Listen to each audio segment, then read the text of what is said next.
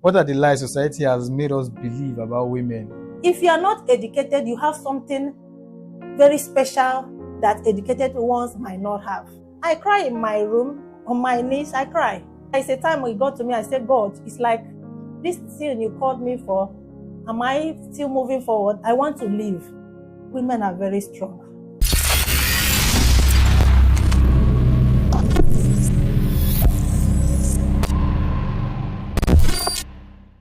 Hello everyone, welcome to today's episode on Dear Deep Truth.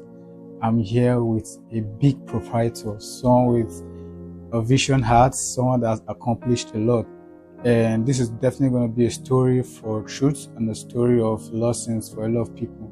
So yeah, I would like you, Mommy, to introduce yourself and tell us who you are. Hello viewers, I am Ambassador Mrs. Chukwukelu Chidinma. I am an educationist, a counselor, and administrator. By the grace of God, I'm the visionary of Glorious Zeal Academy. And our purpose and vision of establishing this organization is based on raising quality children academically, morally, spiritually, because we noticed that some schools will only focus on academics. Education is not only academics. It works around, I call it, it works four corners of the world. Not only academics, we work on their behavioral attitude, we work on their morals, we work on their social being. So education is not only classroom limited, it's more than that. Do you think education is only meant for the wealthy and not for people who don't have enough money to afford it? No, education is not for the wealthy. Education is for everyone. Let's not, don't want to be biased looking at our country, because it has been like, if you are not educated, if you are not wealthy, you will not go to school. Yeah. But Glorious Zeal have brought it down for everyone. If you are here, we have big, we have middle, we have low. We also go as small as giving scholarships to the less privileged for them to get this knowledge, because knowledge is not only for the wealthy, it's for everyone. And if we also visit, we also socialize, we also give humanity to people. We also call on people that if you know you cannot be able to afford any school fees, come to Glorious Zeal. We made it well. Most people will split their fees in instrumental payments. Some will give scholarship, like I've said. Education, I pray that Nigeria will all understand the basis and the impact of education in the life of these youths. Because everybody is now focusing on being wealthy without education. I don't think whatever wealth you have acquired will not take you that long. So looking back now, can you share the hurtful words people said to you while chasing your dream in owning a school? This made me laugh because it's a whole lot. If I remember the journey, Glorious Zeal is of God, like I keep saying. But inspiration is spiritual. It just came as, okay, let me just shift a little bit. Let me digress a little bit from the question he asked. All right, my parents, they were teachers. My daddy was a lecturer and my mom is primary and secondary school teacher, though they were all retired now. So it's an inborn thing from the family. But I didn't take that step. I wanted to be a banker from the beginning. And when as my daughter, we saw this passion in you, because from little I started taking care of kids, teaching them, putting them through, even my siblings. So my parents were just overwhelmed. They want me to take that step of, taking that their career as well. Yeah. But I just decided, okay, this is what I wanted. I moved on. After I studied, I'm an accountant. After my university level, I got a job in banking system. Inside the banking system, I'm still doing my teaching. You will still see me teaching, taking lessons and all that. So that thing did not go off. God has placed this thing. You are going to be this, but I'm taking down my path that I wanted to. I felt like this is what I want. But God is still saying something. On the process, that is why I also met my husband. Sorry, I'm telling this story just in the air now. So, as he said that he has a vision that, a dream that his proposed wife will be a school owner. I was like, please put it there, because if I have not known him, I would say that he has discussed with my parents, but I know that then he has not met them. So at the process, at the thing, I was telling, please don't go there. I continued my banking job. So when the marriage, everything has come, we got married and all that, I moved back to school again to go and study education. So I did that for 2 years. I went to do my practice, IT at the LEA Primary School here in Abuja. I did it a year plus before he now said, please, that the time has come. I wouldn't want you to also be a class teacher. I want you to own your own. And we started from a parlor setting. That is where we started from.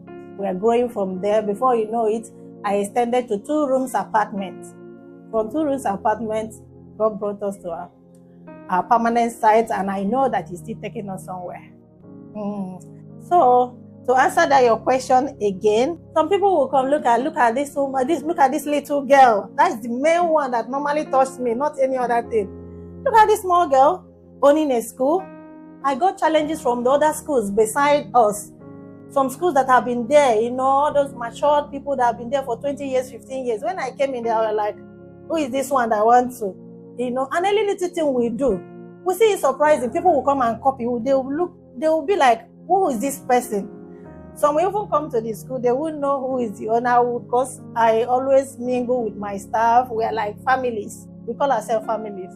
You will know the person that is the owner. So a whole lot of words has come. I wish I don't want to, bring out those hurtful ones in the air. All I know that it has been coming. Insult, insolence. But like I said, these are the things that keep you growing. If you put them in heart, you won't move. Like I keep telling people, don't hold things in your mind. Anything that offends you, if you don't want to say it out, leave it that way. If you want to say it out, air it out and let it move. Will you tell me that there are certain times that you don't cry? Oh, crying is certain. As a human, surely you will cry. I cry in my room, on my knees, I cry. I won't say that it's a time when it got to me, I said, God, it's like this thing you called me for. Am I still moving forward? I want to live. I wanted to live here and make this place a residence. Let it be a residence for people to come and stay. Let me just move. But after every discussion, after every, trying to withdraw, you still see God speaking to me. You are not doing this by your own. I established this, and I'm the one that will see to the end. And you see you're still moving. So what has actually kept you motivated during your whole journey? The joy of seeing all those children happy. Seeing that I'm training a future leaders, seeing that I'm imparting, seeing people getting it better and better, a whole lot. Some of our pupils and students that left because we just started our junior secondary school. So some of the, like I have the the people that wrote WAEC class, they're all calling me now. Ma, we heard that your graduation is coming. They invite us, we are coming. That is the joy. That all those ones you have put through, even the staffs you have established, testimony, like we have like 4 of our old staff, because I call them old staff, the ones that are no longer with us, they are still coming to come and give their testimony. These are my joy. Seeing that people have already gained knowledge, have imparted in one way or the other in people's life. That is the joy. And I love children so much. I would have asked you, how is your mental health lately? The mental health, don't go there. It has been crazy. It's been crazy, but with God, we are overcoming all of them. So if I want to talk about mental health, it should be another, because it's a very vast topic. And I know a whole lot are passing through it. But there are ways to overcome mental health. I wouldn't want to ask based off school now, because you sound so deep and you sound so emotional. I want to go like, what are those things you feel currently? Let's move it like to women now. What are those things you feel currently that women go through that they sincerely don't talk about openly? Especially married women. Married women. Yeah. A whole lot. Most of the women, I'm not looking at social media propagandas. No.